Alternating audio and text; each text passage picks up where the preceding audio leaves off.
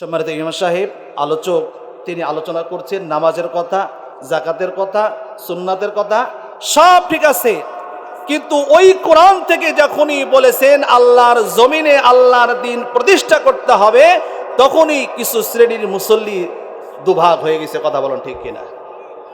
একদল বলতেছে হুজুর যা বলতেছে কোরআন থেকে ঠিক আছে কথা, আরেকজন বলতেছে, আরেক দল বলতেছে হুজুর এই তো রাজনীতি শুরু করে দিল। এবার আপনারা বলেন যে কথাগুলো বলা হয়েছে সেগুলো আল্লাহর কথা না আলেমের কথা? এটা আওয়াজ দিয়ে বলেন ভাইরা।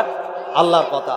তাহলে আপনাকে বুঝতে হবে, যদি আল্লাহর কথা বলতে গেলে আল্লাহর জমিন আল্লাহর দিন প্রতিষ্ঠা করার কথা বলা হয়, আর আপনি যদি সেটাকে রাজনীতি বলে চালিয়ে দিতে চান, আপনি অবশ্যই আপনি বাতিল শক্তির, তাগতি শক্তির মতবাদের দোষর। কথা বলেন ঠিক কিনা? ইমানের পথে অবিচল থেকে আমার মরণ যেন হয়। ইমানের পথে অবিচল থেকে আমার মরণ যেন হয়। তোমারই কাছে মিনতি আমার, ও গো রহিম রহমান। ইমানের পথে অবিচল থেকে আমার মরণ যেন হয়। চ্যানেলটি সাবস্ক্রাইব করে আমাদের সঙ্গেই থাকুন। আসসালামু আলাইকুম ওয়া রাহমাতুল্লাহি ওয়া বারাকাতুহু।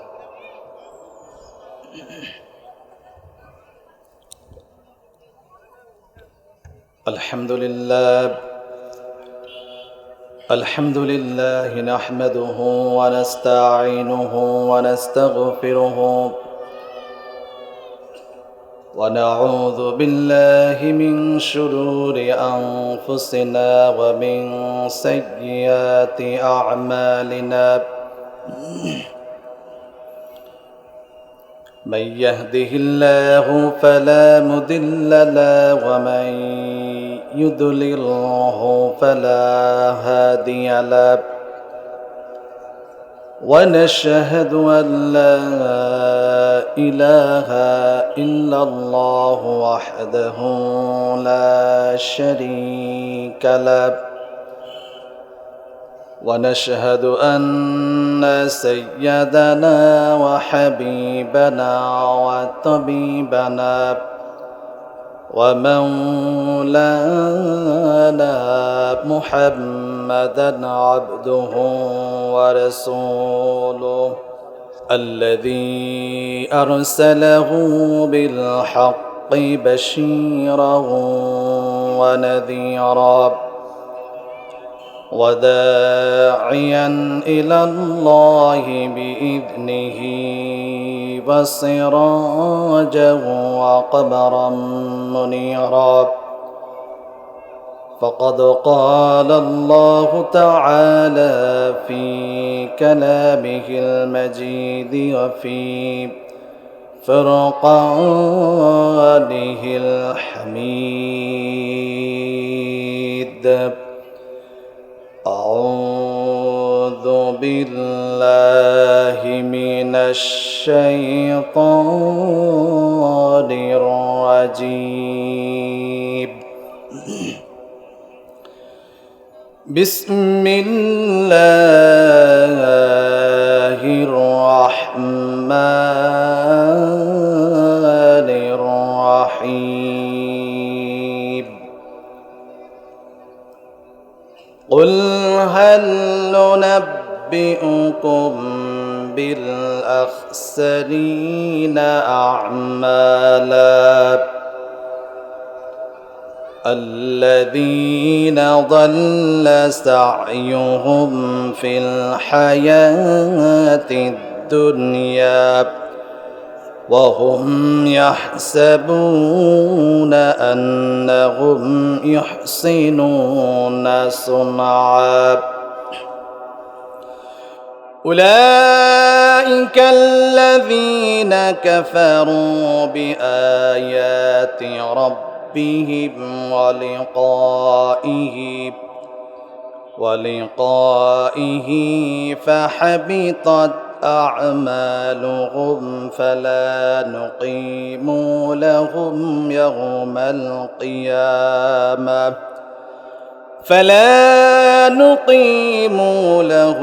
يوم القيامة وزنا. وقال الله تعالى إن الله وملائكته يصلون على النبي يا أيها الذين آمنوا صلوا عليه وسلموا تسليما.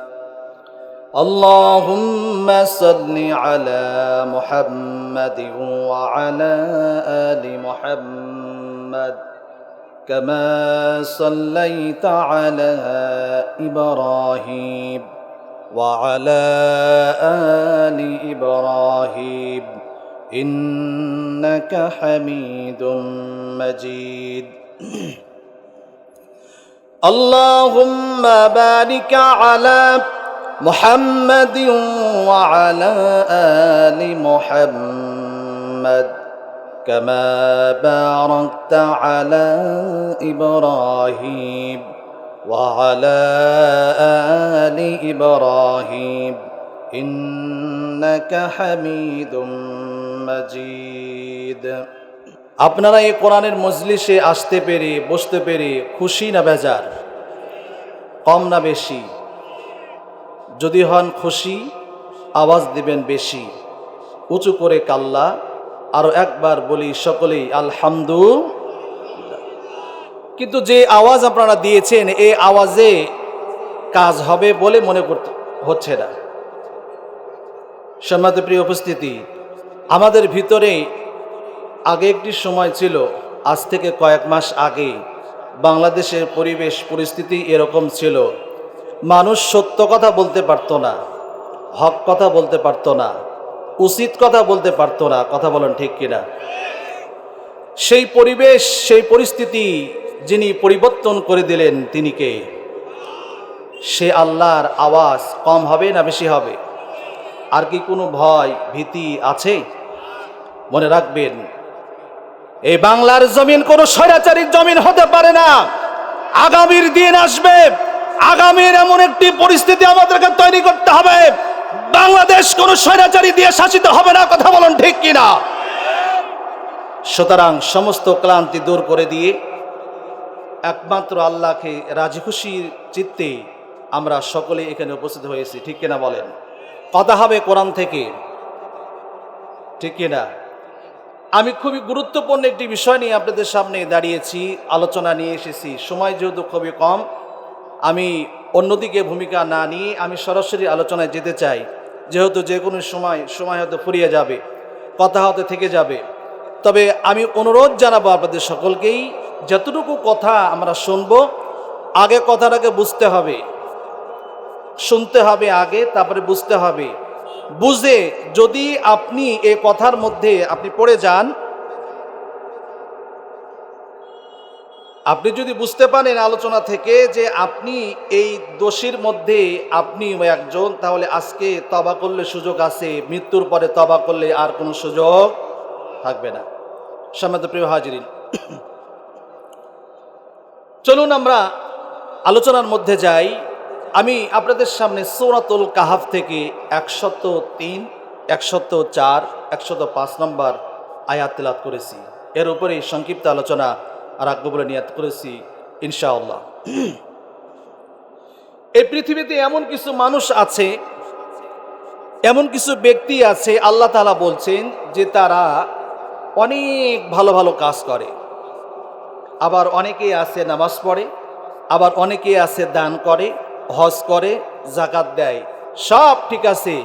কিন্তু শুধুমাত্র তাদের জীবনের সংগ্রাম, তাদের জীবনের সমস্ত আন্দোলন সঠিক পথ থেকে ব্যাঠিক পথে থাকার কারণে আল্লাহ বলছেন আমি তাদের জীবনের সমস্ত কর্মগুলোকে নষ্ট করে দিয়েছি, আমি আল্লাহ পাক তাদের আমলগুলো কবুল করে নাই। তারা কারা জানার দরকার আছে না নাই? আছে। সম্মানিত প্রিয় হাজিরিন, খুবই গুরুত্বপূর্ণ আলোচনা, আপনাদের আবারও বলছি মনোযোগ দিয়ে শুনতে হবে, নয়তোবা কি বলল আলোচক কিছুই বুঝলাম না, কাকে বলল আমাকে বলল না, আমি মনে হয় এর মধ্যে নাই, ভুল বোঝার কোনো সুযোগ নাই। আগে বলতেছি খুব মনোযোগ দিয়ে আলোচনা শুনতে হবে। সম্মানিত প্রিয় ভাইরা আমার, আল্লাহ রাব্বুল আলামিন জানাই দিলেন, قُلْ هَلْ نُنَبِّئُكُم بِالْأَخْسَرِينَ أَعْمَالًا الَّذِينَ ضَلَّ سَعْيُهُمْ فِي الْحَيَاةِ الدُّنْيَا وَهُمْ يَحْسَبُونَ أَنَّهُمْ يُحْسِنُونَ صُنْعًا। সবাই বলুন আল্লাহু আকবার।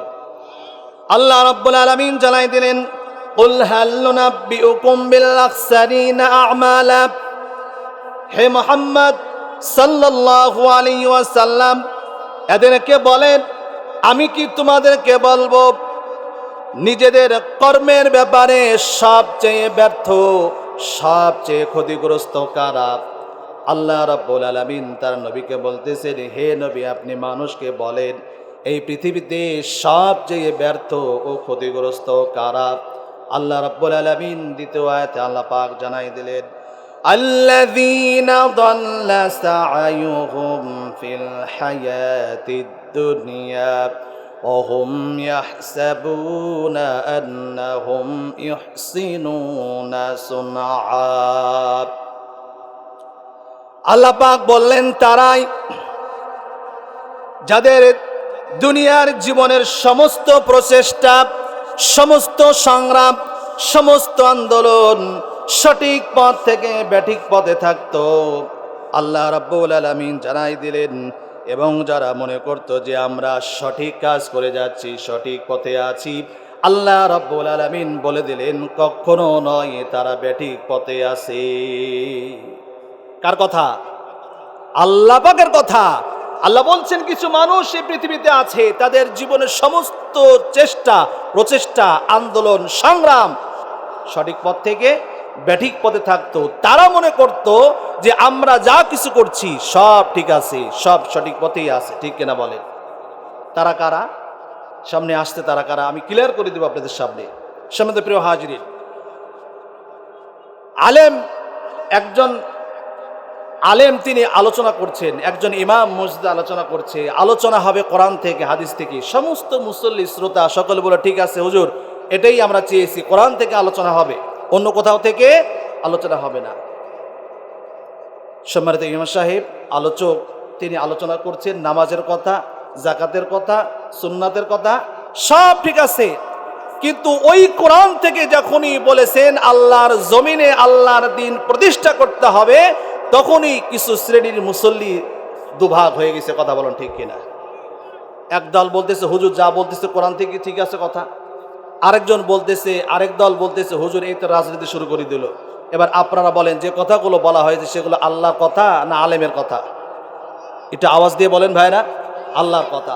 তাহলে আপনাকে বুঝতে হবে, যদি আল্লাহর কথা বলতে গেলে আল্লাহর জমিন আল্লাহর দ্বীন প্রতিষ্ঠা করার কথা বলা হয়, আর আপনি যদি সেটাকে রাজনীতি বলে চালিয়ে দিতে চান, আপনি অবশ্যই আপনি বাতিল শক্তির, তাগুতি শক্তির মতবাদের দোষর। কথা বলেন ঠিক কিনা? সম্মানিত প্রিয় হাজিরিন, কোরআন যখন আপনি নামাজে তেলাওয়াত করছেন, মেনে নিচ্ছেন, কোরআন থেকে হাদিস থেকে আপনি নামাজ, রোজা, হজ, যাকাতের সমস্ত বিধিবিধান মেনে নিচ্ছেন, আর যখন বলা হচ্ছে এই জমিন যার, আইন চলবে তার, এই কথা যখন বলা হচ্ছে, এক শ্রেণীর মানুষ তখন ওই দলে আর থাকে না, তখন বলে যে হুজুর রাজনীতি শুরু করেছে। কথা বলুন ঠিক কিনা? সম্মানিত প্রিয় ভাইরা আমার, এজন্য খুবই গুরুত্ব দিয়ে আলোচনা শুনতে হবে। আপনার জীবনের সমস্ত আন্দোলন, সমস্ত সংগ্রাম, সমস্ত কিছু যদি নষ্ট হয়ে যায়, আর আপনি যদি নামাজ, ইবাদত, দান, সাদকা সব ঠিক আছে, আর আপনি যদি বলেন যে আমি এত কিছু করলাম আল্লাহ, আমি তো কিছু বুঝলাম না, আমার আমলগুলো কই, সেদিন আপনার প্রতি উত্তর, এই প্রতি উত্তরের জবাব আল্লাহ পাক প্রস্তুত করে রেখে দিয়েছেন। আল্লাহ আপনাকে বলবেন সম্মানিত প্রিয় হাজিরিন, এরপর আল্লাহ পাক বলছেন, উলাইকা আল্লাযীনা কাফারু বিআয়াতি রাব্বিহিম ওয়া লিকাইহি ফাহাবিতাত আ'মালুহুম ফালা নুকিমু লাহুম ইয়াওমাল কিয়ামাতি ওয়াজনা। এরা এমন সব লোক, আল্লাহ রাব্বুল আলামিন সুন্দর করে জানিয়ে দিচ্ছেন, এরা এমন সব লোক যারা রবের নির্দেশনা বলি মেনে নিতে অস্বীকার করেছে, রবের নির্দেশনা বলি মেনে নিতে অস্বীকার করেছে। তারা আর কি করেছে? তারা সামনে হাজির হওয়ার দিনটাকেও, কিয়ামতের দিন যে হাজির হতে হবে, এই বিষয়টিকে তারা লক্ষ্য করেনি, বিশ্বাস করেনি। রব্বুল আলামিন পরে বললেন, তাই তাদের জীবনের সমস্ত সংগ্রাম, সমস্ত প্রচেষ্টা, সমস্ত আন্দোলন আমি আল্লাহ রাব্বুল আলামিন কবুল করব না। শুধু তাই নয়, আল্লাহ পাক জানাই দিলেন, ও বান্দা শোনো, শুধু তাই নয়, তাদের জীবনের যতগুলো ভালো কর্ম, যতগুলো ভালো ইবাদত হয়েছে, আমি আল্লাহ রাব্বুল আলামিন কোনো কিছুই কবুল করব না। সম্মানিত প্রিয় ভাইরা আমার, এই মানুষগুলো হাসরের ময়দানে উপস্থিত হয়ে দেখবে তারা দুনিয়ার জীবনে অনেক ভালো ভালো কাজ করেছে, নামাজ পড়েছে, দান করেছে, যাকাত দিয়েছে, সাদকা দিয়েছে, রোজা করেছে, হজ করেছে। কিন্তু কিয়ামতের দিন উপস্থিত হয়ে যখন দেখবে তাদের আমল নামায় একদম ফাঁকা, কোনো আমল নামায় কোনো আমল নাই, আল্লাহ রাব্বুল আলামিনের কাছে প্রশ্ন করবে, রব্বুল আলামিন আমাদের জীবনের আমলগুলো কোথায়? আমরা যে আমলগুলো করেছি, আমাদের আমলগুলো কোথায়? আমরা তো এই ভালো ভালো কাজ করেছি, নামাজ পড়েছি, যাকাত দিয়েছি, এই আমলগুলো কোথায়? কোনো কিছু তো নাই। আল্লাহ রাব্বুল আলামিন তখন ওই সমস্ত বান্দাদেরকে বলবে, ও আমার বান্দারা, তোমরা কি কোরআন পড়ো নাই? আমি কোরআনুল কারীমের সূরাতুল কাহাফের 103 নম্বর, 4 নম্বর, 5 নম্বর আয়াতের ভিতরে বলে দিয়েছি পৃথিবীতে কোন কোন বান্দা ব্যর্থ, ক্ষতিগ্রস্ত, অপদার্থ কারা। ওই কিয়ামতের দিন কারা সেদিন ব্যর্থ হয়ে যাবে, কারা সেদিন ব্যর্থ হয়ে কাতারে দাঁড়িয়ে যাবে, ওই সমস্ত ব্যক্তিদেরও কথা তো আমি কোরআনে বলে দিয়েছি। ওই বান্দাগুলো বলবে, ফালাউ আন্না লানা কাররাতান ফানাকুনা মিনাল মুমিনিন। রব্বুল আলামিন, আমরা যে ব্যর্থ, আমরা যে ক্ষতিগ্রস্ত, আমরা যে অপদার্থ, আমরা তো বুঝতে পারি নাই। আমাদের জীবনের সমস্ত কর্ম, সমস্ত আন্দোলন, আমাদের জীবনের সমস্ত এই সংগ্রামগুলো সঠিক পথ থেকে ব্যাঠিক পথে ছিল, আমরা তো বুঝতে পারি নাই। রব্বুল আলামিন তুমি আমাদেরকে সুযোগ দাও, আর একটা বার সুযোগ দাও, আমরা দুনিয়ায় যে এবারে মুমিন হয়ে যাব। এবার আপনারা বলেন, যদি কোনো বান্দা মৃত্যুবরণ করে, তার দুনিয়ায় ফিরে আসার আর কোনো সুযোগ আছে নাকি? সম্মানিত প্রিয় ভাইরা আমার, রব্বুল আলামিন তখন বলবেন, খুযূহু ফাগুল্লুহু সুম্মাল জাহিমা সাল্লু সুম্মা ফি সিলসিলাতিন যারউহা ৭০ যিরাআন ফাসলুকুহু। আল্লাহ পাক বললেন, আমার ফেরেশতা তাকে ধরো, পাকড়াও করো তাকে। 50 বছর, 60 বছর হায়াত দিয়েছি, 70 বছর হায়াত দিয়েছি। এই 70 বছরের ভিতরে সে আমার সঠিক পথে আন্দোলন করে নাই, সংগ্রাম করে নাই। এখন সে আবার হায়াত চাই, আবার সে সময় চাই, আবার সে বলে, আল্লাহ পাক আমাকে আবার দুনিয়ায় পাঠাও। এখন তার কোনো সুযোগ নাই। আল্লাহ রাব্বুল আলামিন বলবেন, ও ফেরেশতা, 70 গজ শিকল দিয়ে তাকে বেঁধে ফেলো, টানতে টানতে জাহান্নামের মধ্যে নিক্ষিপ্ত করে দাও। আল্লাহ পাক বলবেন, ও বান্দা, তোমার কাছে কোরআন ছিল, কোরআনের কথা শোনো নাই, হাদিস ছিল, হাদিসের কথা শোনো নাই, আলেম ওলামা ছিল, আলেম ওলামার কথা শোনো নাই। উল্টা আলেম ওলামাকে তোমরা ষড়যন্ত্র করে, ঐক্যবদ্ধ হয়ে ষড়যন্ত্র করে আলেমদেরকে জেলখানায় নিক্ষিপ্ত করেছো। কথা বলুন ঠিক কিনা? কি অপরাধ ছিল আলেমদের? একটি মাত্র অপরাধ, সত্য কথা বলা। তারা কোরআন পড়েছে, কোরআন বুঝেছে, কোরআন আমল করেছে, এই পৃথিবীতে বাস্তবায়ন করার জন্য মানুষকে কথাই বলেছে। এটাই হলো তাদের অপরাধ। এই সেই কারণে জালিম সরকারেরা এই সমস্ত আলেমদেরকে জেলখানে আবদ্ধ করেছে। কথা বলেন ঠিক কিনা? সম্মানিত প্রিয় ভাইয়ের আমার, আল্লাহ সেদিন বলবে 50 বছর হায়াত দিয়েছি বান্দা, 60 বছর 70 বছর হায়াত পেয়েছো, এখন আবার হায়াত চাও? সম্ভব নয়, কখনো নয়। তুমি আর হায়াত পাবে না।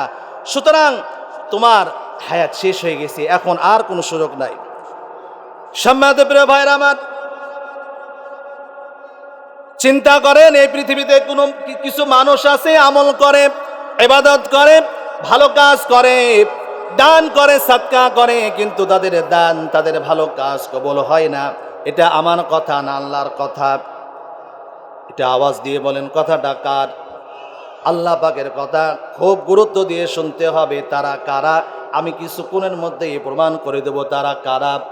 সম্মানিত প্রিয় ভাইরা আমার, এখন আপনাকে চিন্তা করতে হবে, আমি যদি তাদের মধ্যে পড়ে যাই, আমি যদি ওই সমস্ত শ্রেণীর ভিতরে পড়ে যাই, তাহলে আজকে আমাকে ফিরে আসার সুযোগ আছে না নাই?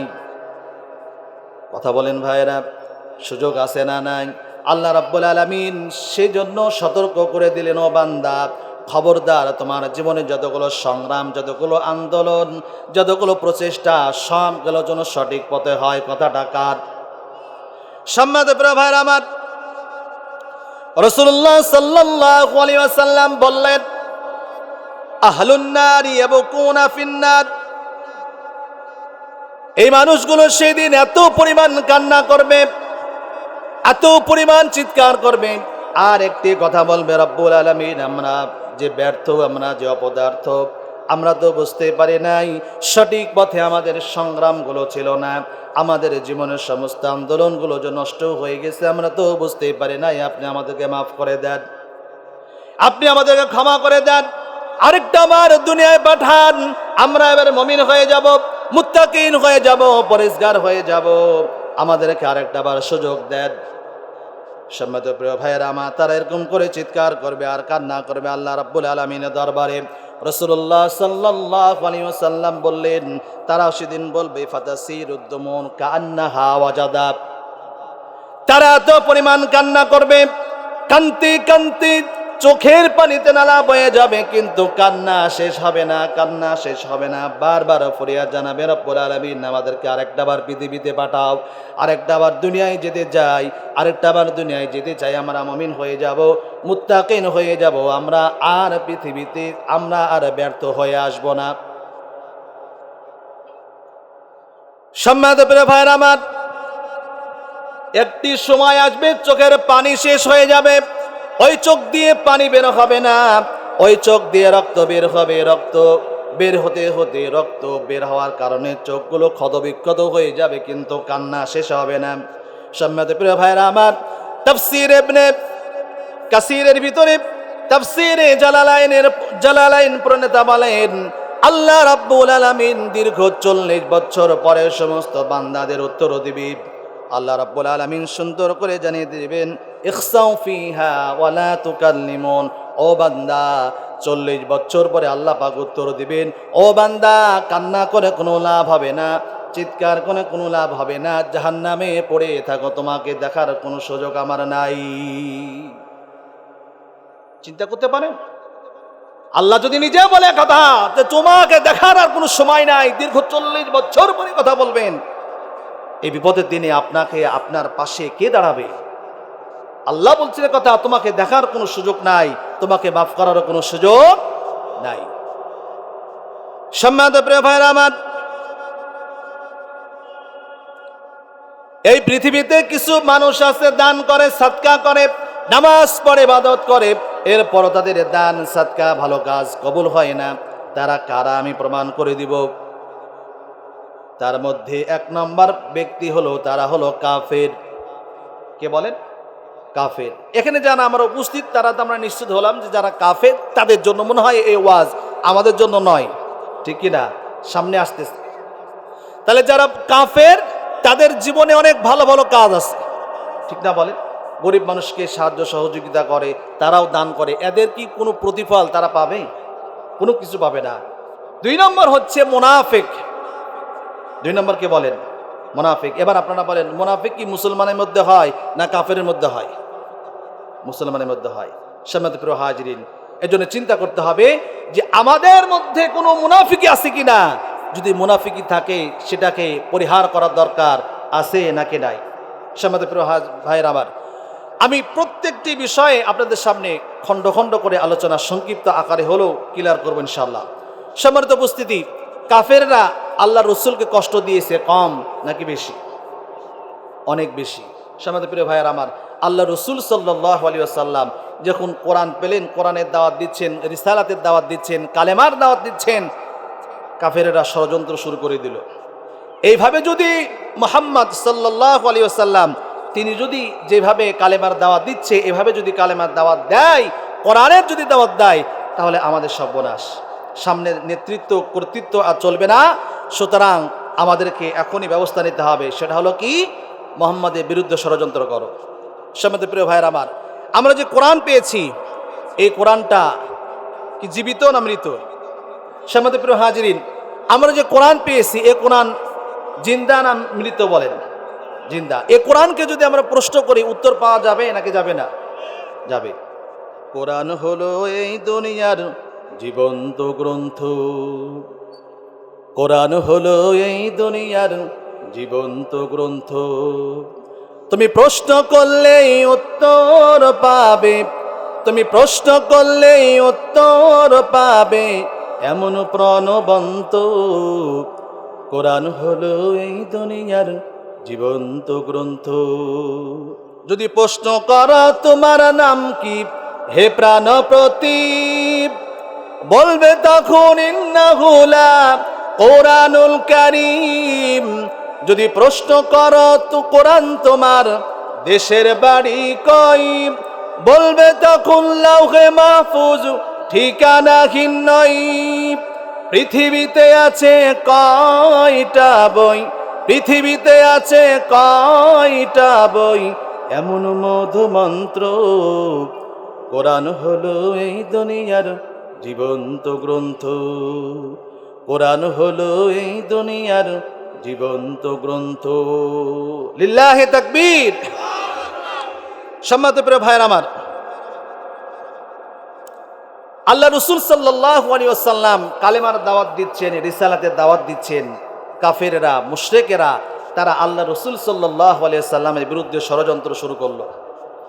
তারা যে ষড়যন্ত্রগুলো করেছে এই ষড়যন্ত্র সমস্ত কথা আল্লাহ রাব্বুল আলামিন কোরআনের ভিতরে জানিয়ে দিয়েছে বিশ্ববাসীকে। হে বিশ্ববাসীরা, আমার রসুলের বিরুদ্ধে ষড়যন্ত্র করেছে কাফেরেরা, যা যা সব কিছু ষড়যন্ত্র কথা আমি বিশ্ববাসীকে জানিয়ে দিয়েছি। জোরে বলুন আল্লাহু আকবার। সম্মানিত প্রিয় ভাইরা আমার, আজকের আলোচনা কোরআন হাদিস থেকে শুনবেন আর বর্তমান প্রেক্ষাপটের সঙ্গে মিলাবেন, হুবহুব মিলে যাবে। তারা কাফেরেরা ইসলামের বিরুদ্ধে, কোরআনের বিরুদ্ধে যেভাবে ষড়যন্ত্র করেছে, বর্তমান প্রেক্ষাপটে ইসলাম বিদ্বেষী যারা বাংলাদেশে ছিল তাদের ষড়যন্ত্র আর কাফেরদের ষড়যন্ত্র হুবহুব এক। আমি কোরআন দিয়ে প্রমাণ করে দেব আপনাদের সামনে। সম্মানিত প্রিয় ভাইয়েরা আমার, আল্লাহ রসুল সাল্লাল্লাহু আলাইহি সাল্লামের বিরুদ্ধে ষড়যন্ত্র করলো 3টা। জোরে বলুন কয়টা? 3টা। এই ষড়যন্ত্র কথা আল্লাহ রাব্বুল আলামিন সূরাতুল আনফালের 30 নম্বর আয়াতে আল্লাহ পাক জানাই দিয়েছেন। আপনি বাড়িতে গিয়ে শুধু এতটুকু কথাগুলো মিলাবেন, দেখবেন হুবহুব মিলে যাবে। আর বর্তমান সময়ের ইসলাম বিদ্বেষী যারা তাদের ষড়যন্ত্র এখন শুনে মিলাবেন, হুবহুব মিলে যাবে। সম্মানিত প্রিয় ভাইরা আমার, নবীজির বিরুদ্ধে ষড়যন্ত্র করলো 3টা। وَإِذْ يَمْكُرُ بِكَ الَّذِينَ كَفَرُوا لِيُثْبِتُوكَ أَوْ يَقْتُلُوكَ أَوْ يُخْرِجُوكَ وَيَمْكُرُونَ وَيَمْكُرُ اللَّهُ وَاللَّهُ خَيْرُ الْمَاكِرِينَ। আল্লাহ পাক জানাই দিলেন, হে রাসূল, আপনার বিরুদ্ধে ষড়যন্ত্র করছে কাফেরেরা, আপনার বিরুদ্ধে ষড়যন্ত্র করছে কাফেরেরা। তারা কিয়ামত পর্যন্ত ষড়যন্ত্র করবে। আবু জাহেল, আবুল আহাব, উতবা, সাইবা ষড়যন্ত্র করবে কিয়ামত পর্যন্ত। এ কথাটা কার? খুব লক্ষ্য করে শুনবেন, আল্লাহ পাক জানাই দিলেন, হে রাসূল, আপনার বিরুদ্ধে ষড়যন্ত্র করে কাফেরেরা কিয়ামত পর্যন্ত করবে। এ কথা বলার মানে কি কিয়ামত পর্যন্ত আবু জাহেল বাঁচবে নাকি বলেন? আওয়াজ দিচ্ছেন না। কিয়ামত পর্যন্ত আবু জাহেল বাঁচবে? আবুল আহাব বাঁচবে? উতবা, সাইবা কি বাঁচবে? তারা কি এখন জীবিত আছে না মৃত? মৃত। আল্লাহ পাক এ কথা কেন বললেন? ওয়াইবিয়াম কুরু বিকাল্লাযিনা কাফারু। আল্লাহ পাক পরিষ্কার করে জানিয়ে দিলেন, হে রাসূল, আপনার বিরুদ্ধে ষড়যন্ত্র করছে কাফেরেরা, কিয়ামত পর্যন্ত করবে। কথা বলার কারণ হলো আবু জাহেল কিয়ামত পর্যন্ত বাঁচবে না, কিন্তু আবু জাহেল যেইভাবে যেই স্টাইলে ইসলামের ষড়যন্ত্র করেছে, কোরআনের ষড়যন্ত্র করেছে, রাসূলের বিরুদ্ধে ষড়যন্ত্র করেছে, এরকম করে কিয়ামত পর্যন্ত আবু জাহেলের উত্তরসূরি বিভিন্ন দেশে দেশে থাকবে। কথা বলুন ঠিক কিনা?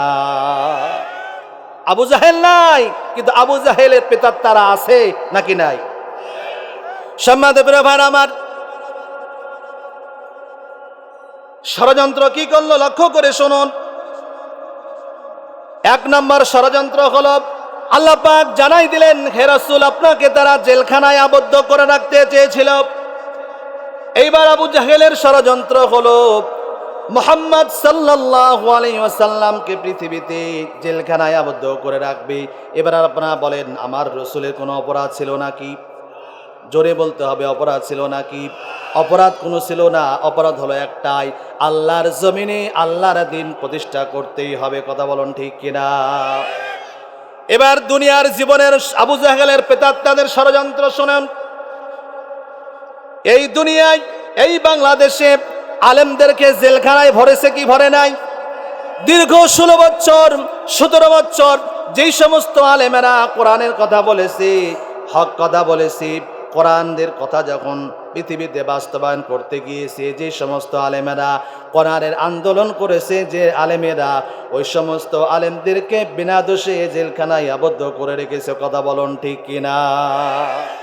তাহলে আবু জাহেলের ষড়যন্ত্র আর আবু জাহেলের প্রেতাত্মার ষড়যন্ত্র এক না আলাদা? এক। কিন্তু ষড়যন্ত্র কি সাকসেস হয়েছে? সাকসেস হয় নাই। সম্মানিত প্রিয় ভাইয়ের আমার, এরপরে কি করলো? আল্লাহ পাক জানাই দিলেন, হে রাসূল, আপনাকে তারা হত্যা করতে চেয়েছে। এবার দুনিয়ার আবু জাহেলের প্রেতাত্মাদের ষড়যন্ত্র মিলান। দীর্ঘ 16-17 বছর যারা বাংলার জমিন যারা বাংলার জমিন শাসন করেছিল, ওই সমস্ত ষড়যন্ত্রকারীরা তারা ষড়যন্ত্র করেছিল আলেমদেরকে, যারা যে সমস্ত আলেমেরা সত্য কথা বলবে, হক কথা বলবে, তাদেরকে জেলখানায় ভরে, আয়না নামক জেলখানায় ভরে তাদেরকে শাস্তি দিয়েছে। কথা বলুন ঠিক কিনা? কত আলেমকে হত্যা করেছে? শুধু আলেমকে, কত আলেমকে হত্যা করেছেন আপনারা জানেন? আরেকটি বিষয় হচ্ছে কোরআনের বুলবুল, কোরআনের পাখি, যিনি আল্লামা দেলার হোসেন সাইদি সাহেবকে পৃথিবী থেকে বিতাড়িত করে দিয়েছে। কথা বলুন ঠিক কিনা? কোনো অপরাধ ছিল না, একটি মাত্র অপরাধ সাইদি সাহেবের, তিনি হচ্ছে কোরআনের আন্দোলন করেছেন। এই পৃথিবীতে কোরআন প্রতিষ্ঠিত করার আন্দোলনে সম্পৃক্ত হওয়ার কারণে তাদেরকে বিষ প্রয়োগের মাধ্যমে পৃথিবী থেকে বিতাড়িত করে দিয়েছে। কথা বলুন ঠিক কিনা? সম্মানিত প্রিয় ভাইরা আমার, আমরা উপদেষ্টার প্রধানের কাছে আহ্বান জানাতে যাই, যারা কোরআনের বুলবুলকে নির্বিঘ্নে, যারা বিনা অপরাধে যারা পৃথিবী থেকে বিতাড়িত করে দিল, তাদেরকে অবশ্যই বাংলার জমিনে বিচার করতে হবে। কারা কারা চান তো হাত উঁচু করে আল্লাহকে দেখান। সম্মানিত প্রিয় ভাইরা আমার,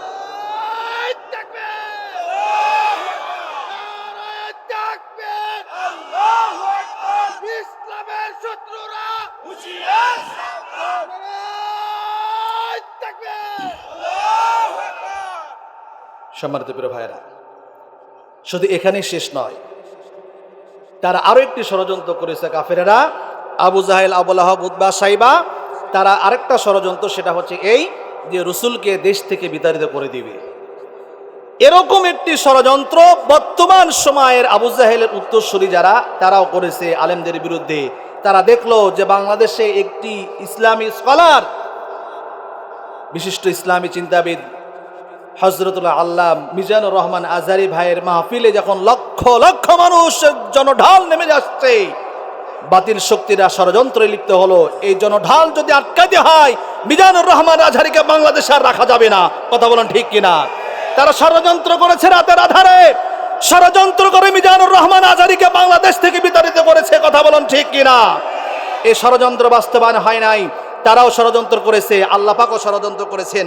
আল্লাহ বলছেন, তোরাও ষড়যন্ত্র করেছিস, আমিও ষড়যন্ত্র করেছি। ওয়ায়াম করুন ওয়ায়াম করুল্লাহ। আল্লাহ আল্লাহ রসুলও ষড়যন্ত্র করছে, তারাও যে ষড়যন্ত্র করছে, কাফেররা ষড়যন্ত্র করছে। এবার আপনারা বলেন, বাস্তবায়ন কাটটা হবে? আল্লাহটা হয়েছিল কিনা? স্বপ্ন ছিল 41 সাল পর্যন্ত থাকবে, কিন্তু সেই স্বপ্নকে আল্লাহ পাক 2024-এ একদম মাটির সঙ্গে মিশাই দিয়েছে। কথা বলেন ঠিক কিনা?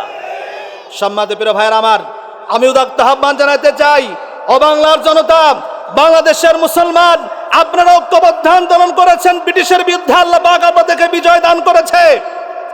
ঐক্যবদ্ধ আন্দোলন করেছেন, 52 ভাষা আন্দোলন, আপনাদেরকে আল্লাহ বিজয় দান করেছে। আপনারা ঐক্যবদ্ধ আন্দোলন করেছেন স্বৈরাচারী সরকারের বিরুদ্ধে, আল্লাহ পাক ছাত্র আন্দোলনের মাধ্যমে আল্লাহ পাক স্বৈরাচার মুক্ত বাংলাদেশ আপনাদেরকে বিজয় দান করেছে। কথা বলুন ঠিক কিনা? আর একটাবার আন্দোলন করতে হবে, আর একবার ঐক্যবদ্ধ হতে হবে, আর একবার সংঘবদ্ধ হতে হবে সকলকেই। যদি ঐক্যবদ্ধ হতে পারেন ইসলামের জন্য, কোরআনের জন্য, ইসলামের জন্য, ইসলাম প্রতিষ্ঠিত করার জন্য, খোদার কসম করে বলি, বাংলার জমিনে ইসলাম প্রতিষ্ঠিত হবে। কোন বাতিল শক্তি ঠেকাতে পারবে না, পারবে না, পারবে না। সম্মানিত প্রিয় ভাইরা আমার, আর একবার ঐক্যবদ্ধ হতে হবে। ইমানদারেরা দীর্ঘ 16-17 বছর নিরপরাধ, কোনো অপরাধ করেনি, কোনো ভুল করেনি, জেল জুলুম নির্যাতন যতগুলো দিয়েছে, যদি ভালো করে ইতিহাস তালাশ করা হয়, আয়ামে জাহিলিয়াতের বর্বরতাকে হার মানিয়ে দিয়েছে। কথা বলুন ঠিক কিনা? একটি মামলায় খালিস হতে না, একটি মামলায় উদ্ধার হতে না হতেই আরেকটি মামলা এসে হাজির। জেল গেট থেকে বের হতে না হতেই আবার জেল গেট থেকে ঘুরে জেলখানায় যেতে হয়েছে। এটা সত্য নাকি মিথ্যা? সম্মানিত প্রিয় ভাইরা আমার, এরপরও মধ্যে মুজাহিদরা, ইমানদার বান্দারা ইমানের পথ থেকে দূরে সরে যায় না। কথা বলুন ঠিক কিনা? বিপদ আসবে, মুসিবত আসবে, ইমানদার বান্দার ইমান থেকে সরে যাবে না। কথা বলুন ঠিক কিনা? সম্মানিত প্রিয় ভাইরা আমার, আমাদেরকে ঐক্যবদ্ধ আন্দোলন থাকতে হবে, ঐক্যবদ্ধ হয়ে থাকতে হবে। আর যেন বাংলার জমিনে কোন সরকার স্বৈরাচারী স্টাইলে রাষ্ট্র পরিচালনা করতে না পারে, এই জন্য আপনাদেরকে আমাদেরকে ভূমিকা রাখতে হবে। কথা বলুন ঠিক কিনা? যদি বসে থাকেন, অন্যায়ের বিরোধিতা না করেন, আপনি যদি মনে করেন এ কাজ আমার নয়, তারা করবে, আরেকজন করবে, মনে রাখবেন বিগত দিনে এই ভুল মানুষের ভেঙে গেছে। যখন ইসলামী আন্দোলনের নেতা কর্মীদেরকে ধরছিল, অন্য দলের নেতা কর্মীরা চুপ ছিল, বসেছিল, এটা আমার কাজ নয়, তারা ভুল করেছে, তাদের বিষয় তারা দেখুক। কথা বলুন ঠিক কিনা? কিন্তু যখন দেখেছে যে একে একে ইসলামী আন্দোলনের নেতা কর্মী থেকে শুরু করে যারা হক কথা বলছে, সত্য কথা বলছে, যারা নিজের দলের বাইরের নেতা কর্মীদের খেয়েও তারা ছাড় দেয় নাই বিগত দিনে। কথা বলুন ঠিক কিনা? এর জন্য মনে রাখবেন, বাতিল শক্তিরা ঐক্যবদ্ধ যখন হবে, শুধু টুপি আলেমদেরকে ধরবে না, টুপিওয়ালা, দাড়িওয়ালা, মুজালা সকলকেই একাধারে মুমিন মুসলমানদেরকে টার্গেট করে তাদেরকে পৃথিবী থেকে উৎখাত করে দেওয়ার ষড়যন্ত্র করবে। কথা বলুন ঠিক কিনা? সম্মানিত প্রিয় ভাইয়েরা আমার, ইসলামের জন্য, ইমানের জন্য অনেক ইমানদার বান্দারা ঘর ছেড়েছে, বাড়ি ছেড়েছে, এরপর ইমান থেকে সরে যায় নাই। কথা ঠিক না ভাই? ঠিক। সম্মানিত প্রিয় ভাইয়েরা আমার, আব্দুল উজ্জাব তার চাচাকে গিয়ে বলল, চাচা, আপনি কি একজন ব্যক্তির নাম শুনেছেন নাকি? আমাদের এলাকায় থাকে, তার নাম হলো মুহাম্মদ সাল্লাল্লাহু আলাইহি ওয়াসাল্লাম। আপনি কি তার নাম শুনেছেন নাকি? লোকটি কেমন? চাচা বলতেছেন, ও ভাতিজা, অবশ্যই নিঃসন্দেহে লোকটা একজন ভালো মানুষ, তাতে কোনো সন্দেহ নাই। ভাতিজা বলল, চাচা, যে নতুন দিনের কথা বলে, ইসলামের কথা বলে, কোরআনের কথা বলে, আপনার এ ব্যাপারে সিদ্ধান্ত কি, মতামত কি, আপনি মেহেরবানি করে বলেন। চাচা বলতেছেন, ও ভাতিজা, খবরদার, ইসলাম কবুল করা যাবে না, কোরআন কবুল করা যাবে না, এই পথ অনুসরণ করা যাবে না। ভাতিজা বলল, চাচা, বুঝতে পেরেছি, দীর্ঘদিন থেকে আমি আশাই ছিলাম আপনার কাছে, আপনার মুখের দিকে তাকিয়েছিলাম কখন আপনি ইসলাম কবুল করেন, কখন আপনি ইসলাম কবুল করেন। কিন্তু আপনার সিদ্ধান্ত যখন জানাই দিলেন আপনি ইসলাম কবুল করবেন না, ও চাচা আমার ডিক্লেয়ার শুনে নেন, আমার কথা শুনে নেন চাচা, আমি আপনার সামনে ঘোষণা করে দিলাম আমি আজ থেকে মুহাম্মদ সাল্লাল্লাহু আলাইহি ওয়াসাল্লামের কালেমা পড়ে মুসলমান হয়ে গেলাম। জোরে বলুন সুবহানাল্লাহ। চাচা বলল, ভাতিজার পরিণাম কি তুমি জানো? ভাতিজা বলল, না জানি না। এর পরিণাম হলো তুমি যদি মুসলমান হয়ে যাও, কালেমা যদি গ্রহণ করো, তাহলে 1 নম্বর শর্ত হলো আমার জাগতিক সম্পদ থেকে তোমাকে আমি বঞ্চিত করব। ভাতিজা বলল, চাচা মেনে নিলাম। 2 নাম্বার শর্ত হলো, ও ভাতিজা তোমাকে গরু ছাগল বকরি ভেড়া যা দিয়েছি সব কিছু আমি কেড়ে নেব, কিচ্ছুই তুমি পাবে না। ভাতিজা বলল, মেনে নিলাম। চাচা বলল, ভাতিজা তুমি যদি কালেমা না ছেড়ে দাও, তোমার পরনে যে পোশাকগুলো আছে আমার টাকা দিয়ে কেনা, এই পোশাকগুলো খুলে দিতে হবে। ভাতিজা বলল, চাচা মেনে নিলাম। এরপরে চাচা বলল, ও ভাতিজা তুমি যদি এরপরও কালেমা না ছাড়ো, এই মুহূর্তেই আমার বাড়ি ছেড়ে তোমাকে চলে যেতে হবে। আমি আপনাদের সামনে গল্প করছি না, হাদিস শোনাচ্ছি, হাদিস। ভাতিজা বলল, ও চাচা যতগুলো শর্ত আপনি আমাকে দিয়েছেন সব শর্তগুলো মেনে নিলাম, সব শর্তগুলো মাথা পেতে মেনে নিলাম। চাচা আপনি আমার সিদ্ধান্ত শুনে নেন, যে শর্তগুলো আপনি দিয়েছেন আমি আব্দুল উজ্জা সব শর্তগুলো মেনে নিলাম, কিন্তু ইসলাম থেকে আমি 1 চুল পরিমাণ সরে যাব না। আব্দুল উজ্জা বড় মানুষ, অলঙ্গ অবস্থায় তার মায়ের দরবারে চলে গেলেন। মা লক্ষ্য করে দেখছে বড় এক যুবক ছেলে বাড়ির সামনে দাঁড়িয়ে আছে। মা এসে যখন প্রশ্ন করলো, ও বাবা তোমার এই অবস্থা কেন? আব্দুল উজ্জার বাবা অনেক আগেই মারা গেছে, চাচার তত্ত্বাবধানে থাকতেন। যখন জিজ্ঞাসা করলো তোমার এই অবস্থা কেন, তিনি বললেন, মা এই অবস্থা হওয়ার একটি মাত্র কারণ, সেটি হলো ইসলাম কবুল করেছি মা, ঈমান আনয়ন করেছি, যার কারণে আমার চাচা সম্পদ থেকে যা যাবতীয় উত্তরাধিকার যা ছিলাম সব কিছু থেকে বঞ্চিত করে আমার চাচা আমাকে বিদায় করে দিয়েছে, আমি তাও ঈমান ছাড়ি নাই। মা বলতেছে, আমার কাছে কেন এসেছ? আব্দুল উজ্জা বললেন, ওগো মা তোমার কাছে এসেছি একটা মাত্র কারণ, মেহেরবানি করে আমাকে 1 টুকরা কম্বল দাও, একটা চাদরও দাও, যে চাদরটা দিয়ে আমি আমার লজ্জা স্থানের হেফাজত করতে পারি। মা একটা কম্বল দিলেন, সেই কম্বলটাকে দুখণ্ডিত করলেন, একটি কম্বল পরলেন আর একটা কম্বল গায়ে দিয়ে চলে গেলেন বিশ্ব নবী জনাবি মুহাম্মদুর রাসূলুল্লাহ সাল্লাল্লাহু আলাইহি ওয়াসাল্লামের দরবারে। মসজিদে নববীর ভিতরে আল্লাহর নবী বসা আছেন। তাকিয়ে দেখে একজন যুবক মানুষ হাঁটুর নিচ পর্যন্ত কম্বল পরে আছে, গায়ে একটা কম্বল পরে আছে, উষ্ণ অবস্থায় একজন যুবক মানুষ দাঁড়িয়ে আছে। নবীজি গিয়ে প্রশ্ন করলেন, ও যুবক তোমার নাম কি, তোমার পরিচয় কি, কি জন্য তুমি এসেছ? তিনি বললেন, ইয়া রাসূলুল্লাহ, ইয়া হাবিবাল্লাহ, আমার নাম হলো আব্দুল উজ্জা, আপনার দরবারে এসেছি একটি মাত্র কারণ।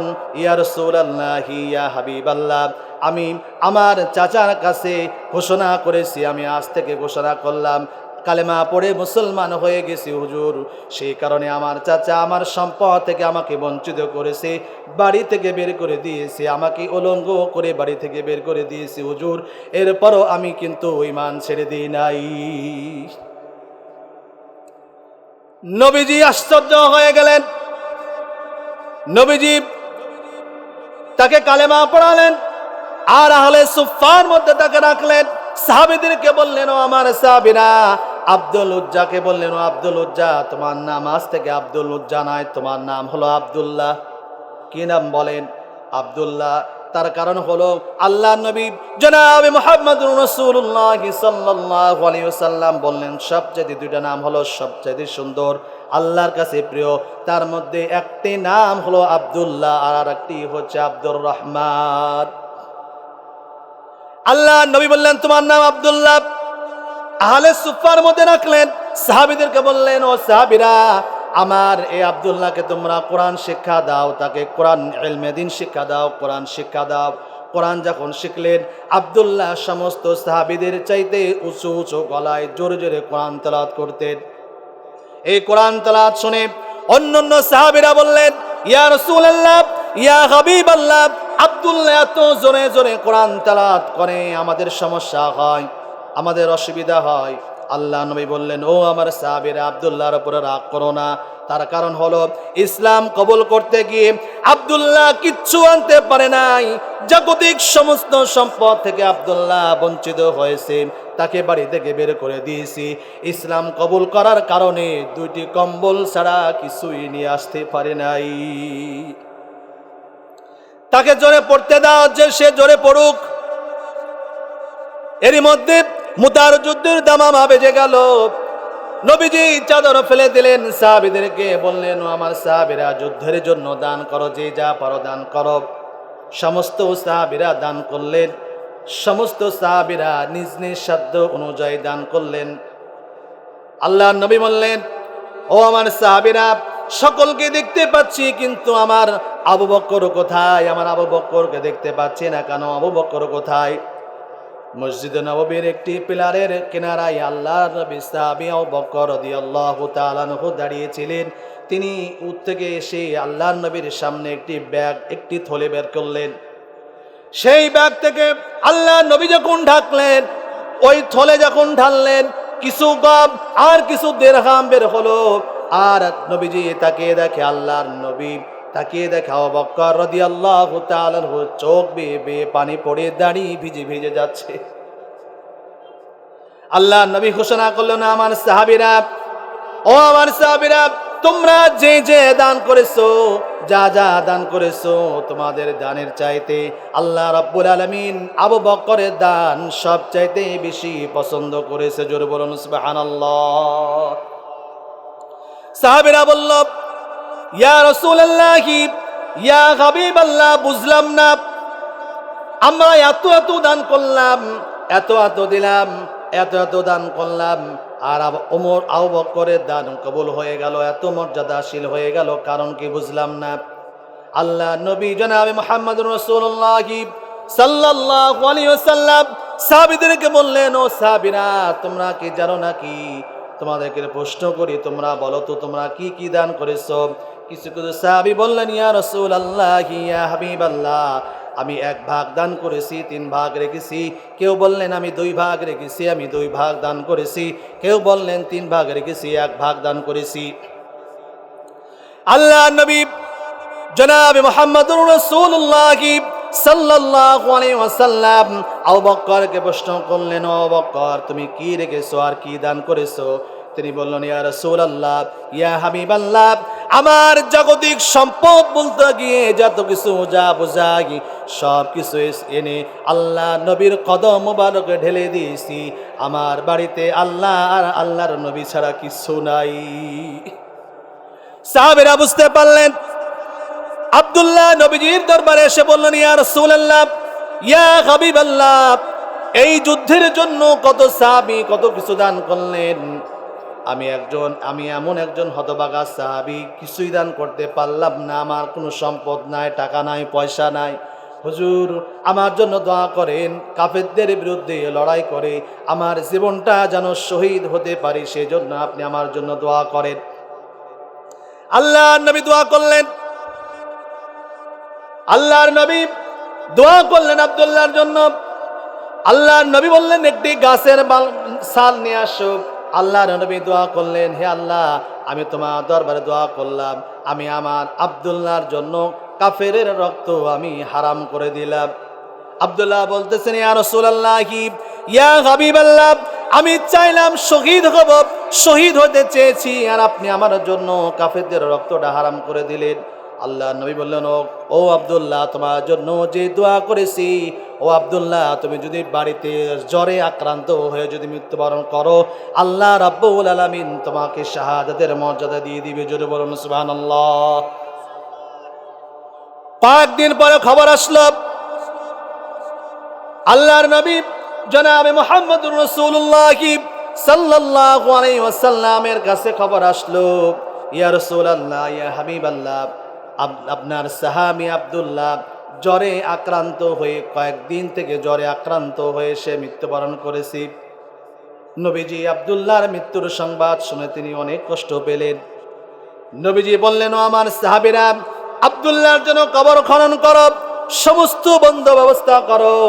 আব্দুল্লাহকে লাশ ধরে নিয়ে আসতেন হযরতে আবু বকর সিদ্দিক রাদিয়াল্লাহু তাআলা আনহু, হযরতে ওমর রাদিয়াল্লাহু তাআলা আনহু।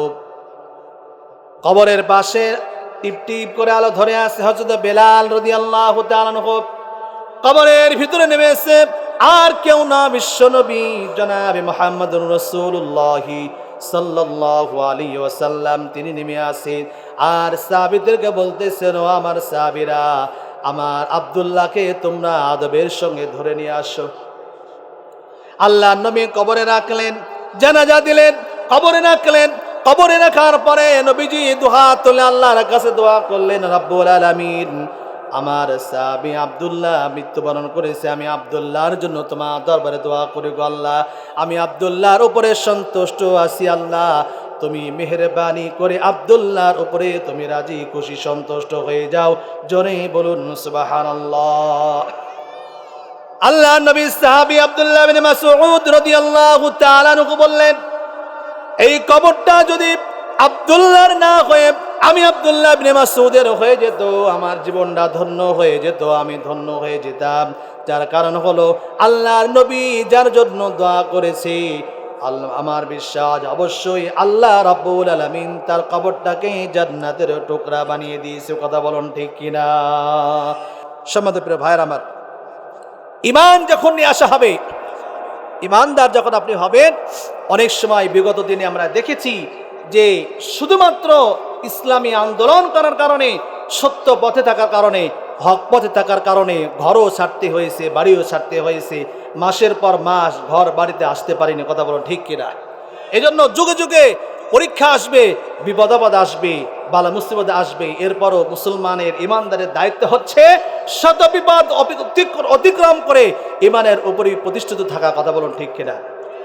ঈমানের পথে অবিচল থেকে আমার মরণ যেন হয়। ঈমানের পথে অবিচল থেকে আমার মরণ যেন হয়। তোমারই কাছে মিনতি আমার,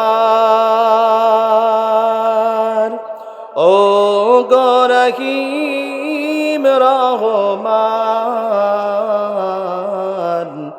ঈমানের পথে অবিচল থেকে আমার মরণ যেন হয়। জোরে বলুন আল্লাহুম্মা আমিন।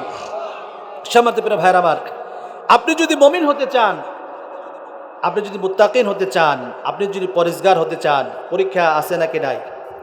পরীক্ষা আছে না নাকি নাই? কেউ যদি বলে যে আমি মুমিন হয়ে গেছি, মুত্তাকিন হয়ে গেছি, তাহলে নিজে নিজে বললেই কি মুমিন হয়ে যায়, মুত্তাকিন হয়ে যায়? আমি যদি বলি আমি ইমানদার, আমি পাক্কা মুসল্লি, আমি পাক্কা ইমানদার, আমি পাক্কা মুমিন, তাহলে কি সে মুমিন মুত্তাকিন হয়ে যাবে? না। আল্লাহ বলছেন আমি তাকে পরীক্ষা করব। আল্লাহ রাব্বুল আলামিন বললেন, আহাসিবান নাসু আন ইউতরাকু আন ইয়াকুলু আমান্না ওয়া হুম লা ইফতানুন। আল্লাহ পাক জানাই দিলেন, হাসিবান নাস, হে মানুষেরা। কার কথা? আল্লাহ বলছেন হে মানুষেরা, হে মানুষের জাতেরা। মানুষকে মানুষ বলে সম্বোধন করেছেন কে? এটা আওয়াজ দিয়ে বলেন ভাইরা।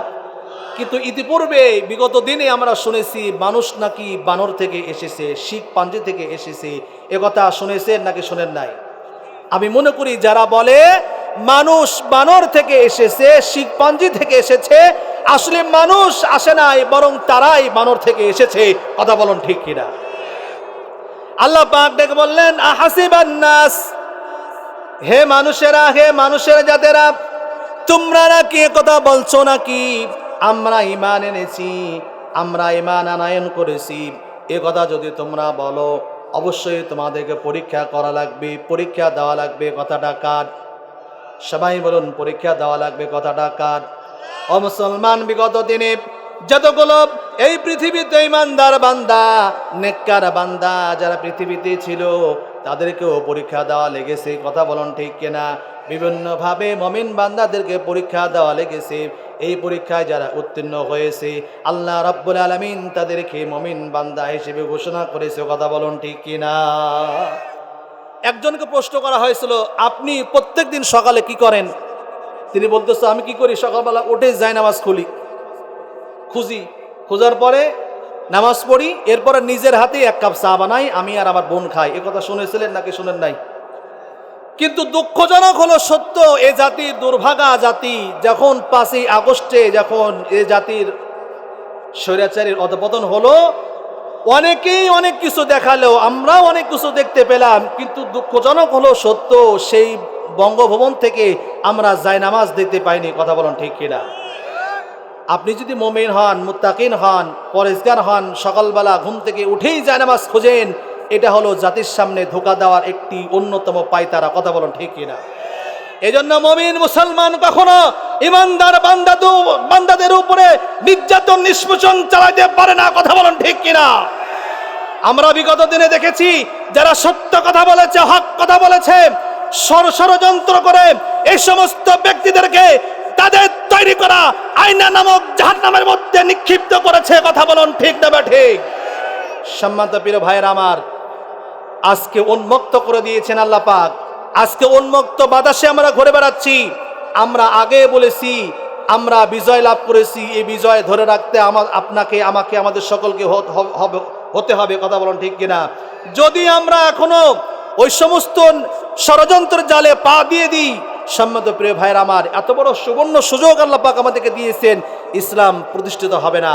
এখন সুযোগ এসেছে, সামনে যদি আমরা ইসলামকে প্রতিষ্ঠিত করতে চাই, আল্লাহর দ্বীনকে যদি প্রতিষ্ঠিত করতে চাই, অবশ্যই সুযোগ এসেছে। বাংলার জমিন উর্বর হয়ে আছে, শুধু আপনাদের সিদ্ধান্ত নিতে হবে। আগামী দিনে 7 লোককে নির্বাচনে পাঠাইতে হবে, ক্ষমতায় পাঠাইতে হবে, কোরআন ওয়ালাদেরকে পাঠাইতে হবে।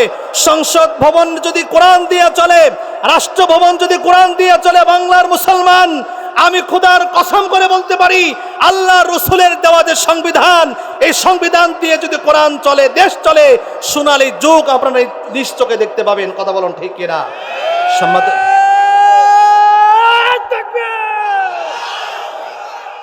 আল কুরআনের আলো সংসদে জালে, আল হাদিসের আলো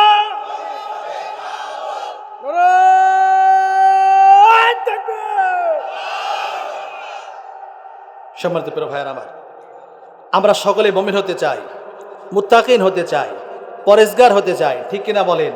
আপনারা মুমিন যখন হবেন, মুত্তাকিন যখন হবেন, আপনাদের উপর বিপদ আসবে, বালা মুসিবত আসবে, কিন্তু এই বালা মুসিবতকে মুমিন বান্দা কখনো তাওয়াক্কা করবে না। বিগত 16-17 বছরের তার প্রমাণ আপনারা দেখিয়েছেন। কথা বলুন ঠিক কিনা? যত বড়ই শক্তিশালী দল হোক না কেন, স্বৈরাচারীরা যতই বড়ই হোক না কেন, অবশ্যই তাদের সমস্ত ষড়যন্ত্র মূষার ডানার চাইতে দুর্বল। কথা বলুন ঠিক কিনা? 41 সালের স্বপ্ন দেখে নেমেছিল ক্ষমতায়, তারাও ষড়যন্ত্র করেছে, আল্লাহ পাকও কৌশল করেছে। আল্লাহ পাক তারা চেয়েছিল 41 সাল পর্যন্ত থাকতে, 24 রানে অল আউট করে দিয়েছে। কথা বলুন ঠিক কিনা? সম্মানিত প্রিয় ভাইয়েরা আমার, এজন্য আসুন আমরা আগামীর দিনকে, এ বাংলার জমিনকে কোরআনের জন্য, ইসলামের জন্য আমরা কোরবান করতে চাই। কারা কারা রাজি আছে? দুহাত উঁচু করে আল্লাহকে দেখাই। আল্লাহ পাক কবুল করুক, আমরা সকল বলি আল্লাহুম্মা আমিন।